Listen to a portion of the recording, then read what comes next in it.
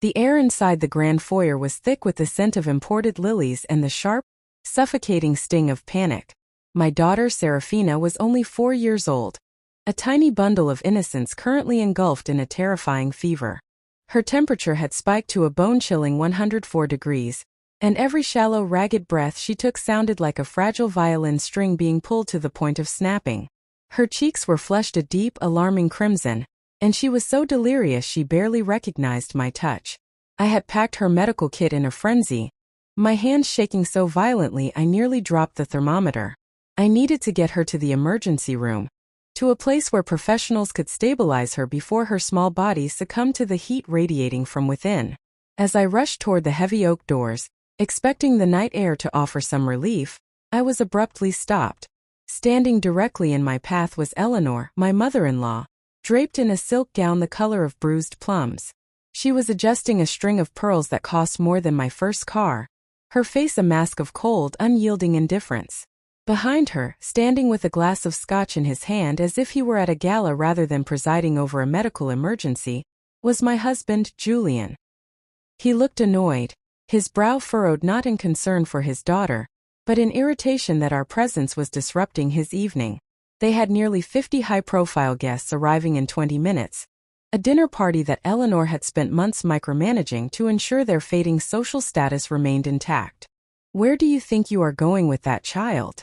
Eleanor asked, her voice as sharp and flat as a guillotine blade. She didn't even bother to look at Serafina, who was currently trembling in my arms. Julian stepped forward, his eyes narrowed. He looked at me with a mixture of contempt and disbelief, as if I were a servant who had forgotten her place. "Give her the medicine in her bag and get back to the kitchen," Julian snapped. "My uncle is bringing the most important investors of the year tonight, and if you aren't there to oversee the staff, you will be ruining everything for us. Stop being so dramatic and selfish, Clara. You are embarrassing this entire family." When I refused, my husband didn't hesitate. He lunged at me with a speed that shocked me, his open palm cracking across my face with enough force to send me stumbling into the cold, imported marble wall. I felt the sharp, metallic taste of blood as my lips split against my own teeth, but my only thought was to shield Serafina. I tightened my grip on her, tucking her head into my shoulder so she wouldn't see the violence, but I could feel her shaking against me. I stood there, reeling from the blow, the taste of blood in my mouth, while Eleanor watched with a look that bordered on clinical satisfaction. "How dare you talk back to my mother in our house?" Julian roared, pointing a finger in my face. "Walk out that door and you will leave with nothing. No money, no house, no custody of this girl." As I stood there enduring their insults, I realized that I had reached a breaking point. I had spent years walking on eggshells, trying to maintain the peace, trying to be the perfect wife for a man who didn't know the first thing about sacrifice. But at that moment, standing in the marble hallway with the person I loved most in the world burning up in my arms, something shifted. The fear that had kept me trapped for so long simply evaporated, and in its place was a cold, hard, and terrifyingly clear resolve. I looked at Julian, and for the first time I didn't see a partner or a husband. I saw a small, fragile man playing at being powerful, blissfully unaware that he was standing on a foundation that I had built for myself long before he ever placed a ring on my finger. I smiled at Julian, a genuine, unsettling smile that made him take a tentative step back. "Our house, Julian?" I asked, my voice steady and devoid of the terror they expected. "Let's talk about that." To understand the look of pure, unadulterated shock that crossed his face, you have to understand who I was before I became the woman they tried to push around. I came from nothing. My childhood was defined by the sound of my mother struggling to keep the lights on, by the bitter winter nights in a drafty apartment, and by the solemn promise I made to myself when I was only 12 years old. I would never, ever depend on anyone else for my survival. Before I reveal how I dismantled the life they thought they controlled, I have to stop and share something important. You are here because you value the truth, and you appreciate the kind of stories that aren't afraid to peel back the layers of deception to show what really happens when the mask falls off. This is the heart of what we do here at Karma Tales. We believe that every action, no matter how small or how calculated, eventually returns to its source. If you are someone who stands for justice and believes in reclaiming your power, you are the exact person this channel is built for. Please do yourself a favor and hit that subscribe button right now. By joining Karma Tales, you're not just watching videos. You're becoming part of a community that demands accountability and celebrates the courage it takes to start over. There is so much more to this story, and so many more tales of resilience waiting for you. Don't wait for the next chapter. Subscribe now and make sure you never miss a moment of the justice we uncover together. By 19, while other girls my age were worrying about prom dresses, I was working 2 retail jobs and spending my nights huddled over textbooks, teaching myself the intricacies of finance and property law.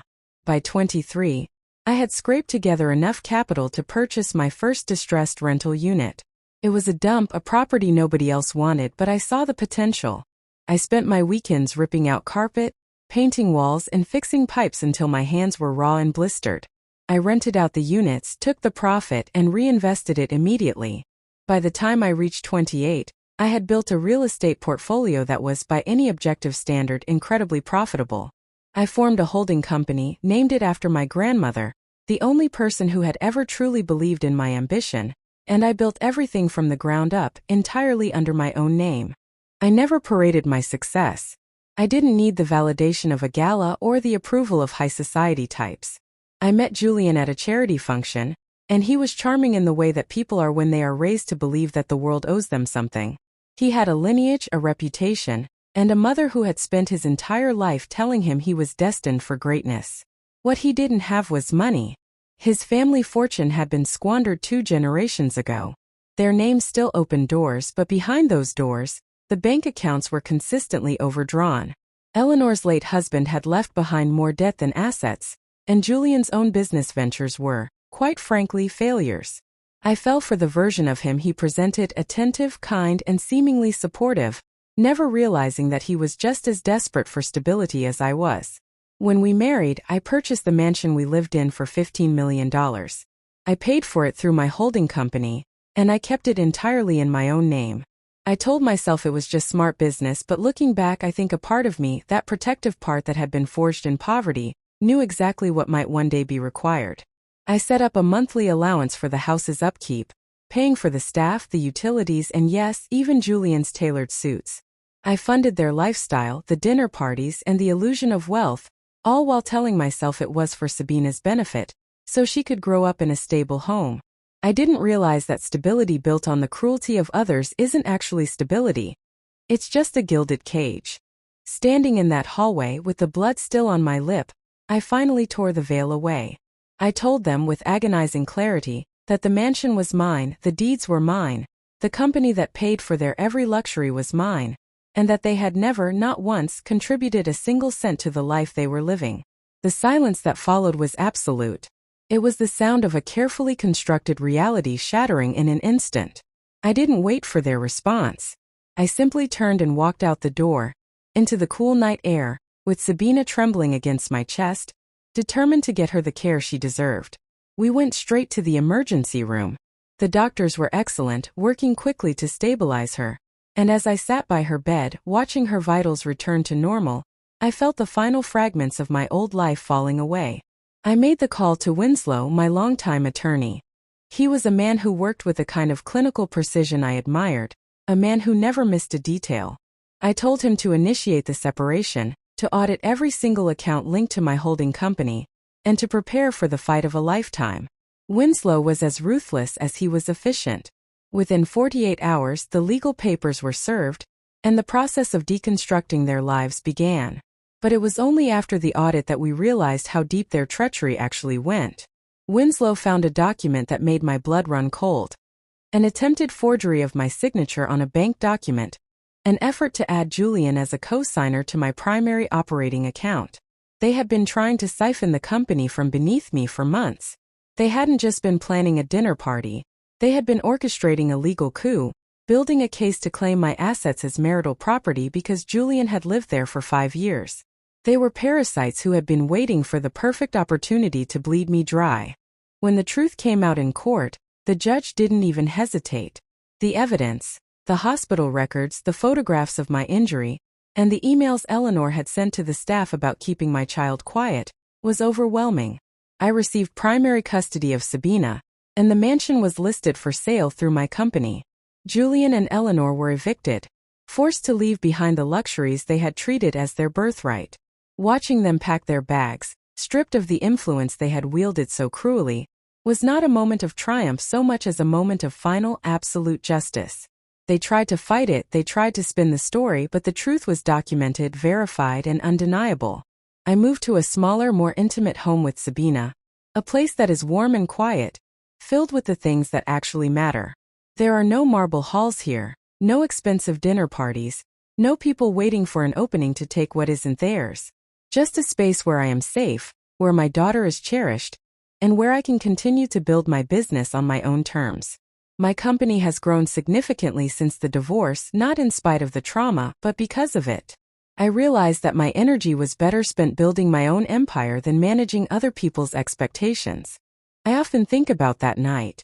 I think about the 104-degree fever, the split lip, and the desperate attempt to forge my signature. If it hadn't happened, would I still be in that cage? Would I still be paying for the privilege of being disrespected? I hope that sharing this story helps someone else see their own worth. You are the architect of your own life, the builder of your own security, and you are not a footnote in someone else's story. If you ever feel like you are standing on a foundation that doesn't belong to you, take a good hard look around. Ask yourself what you are really building and, more importantly, who you are building it for. If the life you are leading is nothing but a performance for someone who doesn't love you, how much longer are you going to keep playing the part? Because the moment you realize that the power was yours all along, everything changes.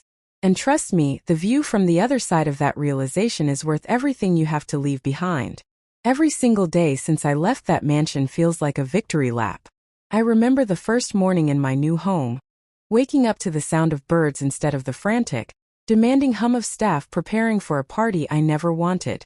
Sabina walked into the kitchen, her eyes bright and clear, and asked for pancakes. It was such a small, mundane thing, but in that moment it felt like the greatest privilege in the world. I wasn't catering to investors, I wasn't managing Eleanor's fragile ego, and I wasn't bracing for the next emotional blow from Julian. I was just a mother, present and whole, with a child who was safe.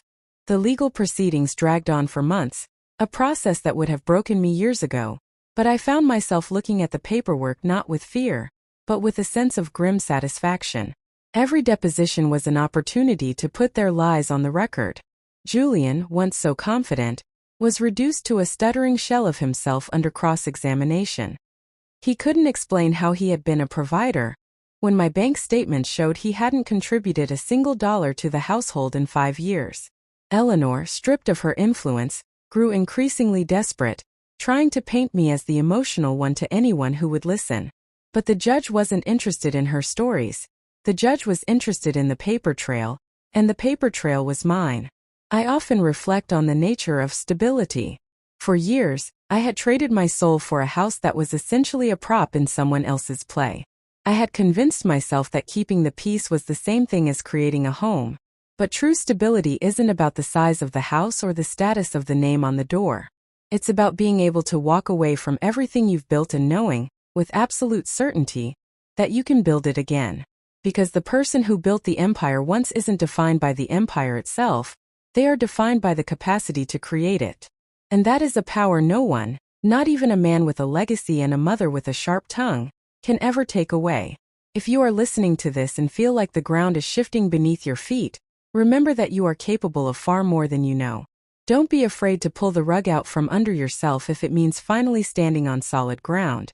Sometimes the most terrifying thing you can do, walking away, is actually the most courageous, and the only path toward the life you were always meant to live.